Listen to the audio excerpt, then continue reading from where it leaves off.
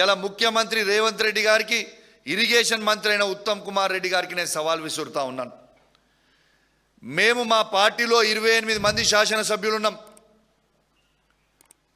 ఆ దొంగలు పోయింది కాక 28 మంది శాసనసభ్యులు ఉన్నాం.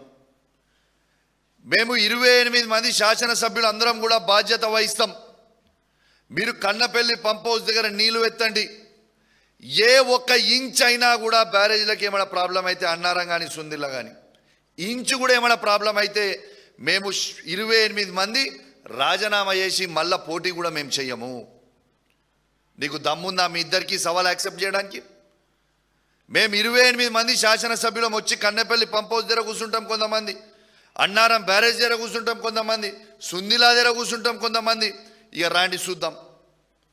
అంటే కేవలము రైతులను ఇబ్బంది పెట్టాలనే ఒక ఆలోచనతోని ఇవాళ మీరు ఇబ్బంది పెడతా ఉన్నారు. ఇలా మీరు నీళ్ళు ఎత్తుతలేరు. ఎందుకంటే రేపు నేను చెప్పిన కదా రేవంత్ రెడ్డి గారు బద్నాం అవుతారని. కానీ రేవంత్ రెడ్డి గారు బేసిలకు అవసరం లేదు. మీరు వెంటనే నీళ్ళు ఎత్తండి. రేపు తాగునీటికి కూడా మాకు ఇబ్బంది అవుతుంది.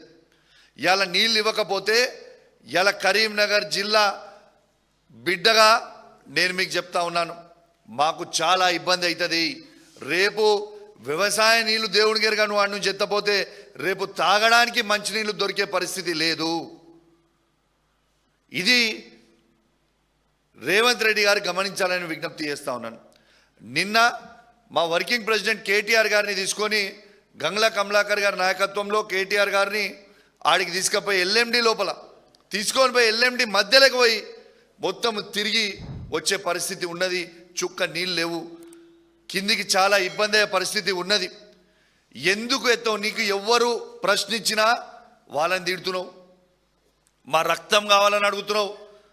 బరాబర్ చెప్తున్నాం, మా బీఆర్ఎస్ పార్టీలో ఉన్న శాసనసభ్యులతో పాటు ఈ రాష్ట్రంలో ఉన్న మా ప్రతి బీఆర్ఎస్ పార్టీ కార్యకర్త అందరం కూడా నీకు రక్తం లీటర్లు ఇస్తాం,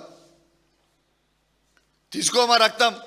కానీ రైతులకు మాత్రం మాకు నీళ్ళు ఇవ్వాలని మేము ఎట్టు పరిస్థితుల రేవంత్ రెడ్డి గారిని మేము డిమాండ్ చేస్తూ ఉన్నామని చెప్పి సందర్భంగా తెలియజేస్తూ ఉన్నాను. ఇంకో ముఖ్యమైన విషయం, రేవంత్ రెడ్డి గారి పరిపాలన ఎట్లున్నదంటే మా మొక్కజొన్న రైతులు మొన్న పంట పండించి వాళ్ళు తీసుకుంటే నేను ఉట్టే గాలి ముచ్చట మాట్లాడతలేను, నేను లిస్టు తీసుకొని మాట్లాడుతూ ఉన్నా.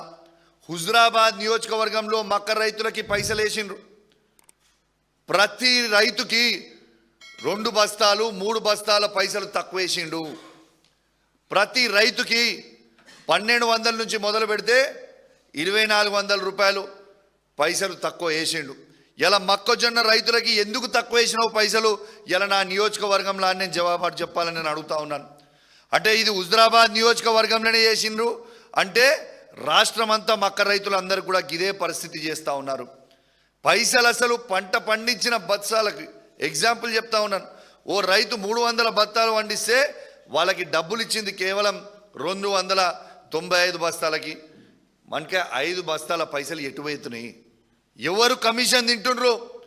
మరి రేవంత్ రెడ్డి గారు కమిషన్ మీకు వస్తుందా, లేకుంటే మార్క్ఫెడ్ ఎండి గారికా, లేకుంటే అగ్రికల్చర్ మినిస్టర్ గారికా, ఎవరికి పోతా ఉంది? మా రైతులు ఇచ్చిన డబ్బులు, పంట పండించిన డబ్బులు, వాళ్ళ పంట తీసుకొని వాళ్ళకి డబ్బులు వేయడానికి ఎందుకు ఇంత బేసిపోతుర్రు? మొత్తం ఎందుకు వేస్తలేరు? ఖచ్చితంగా దీనికి జవాబు చెప్పాల్సిన అవసరం ఉన్నది. మా హుజురాబాద్ నియోజకవర్గంలో ఆల్రెడీ పంట అయిపోయింది, మళ్ళీ నార్మల్ వస్తురు, మళ్ళీ నాట్లేసే టైం వచ్చింది, కానీ ఇంకా పైసలు వేస్తారు. కేవలం 65 నుంచి 70% మాత్రమే డబ్బులు వేసినావు, ఇంకా 30% డబ్బులు వేయలే. వేసిన 65-70% మందికి పైసలు కట్టింగ్ చేసి 3 బస్తాలు 4 బస్తాలు 5 బస్తాలు కట్టింగ్ చేసి పైసలు వేసినావు. మరి ఎందుకు వేస్తలేవో ఖచ్చితంగా జవాబు చెప్పాల్సిన అవసరం ఉన్నది. వెంటనే నీళ్లు ఎత్తాలి.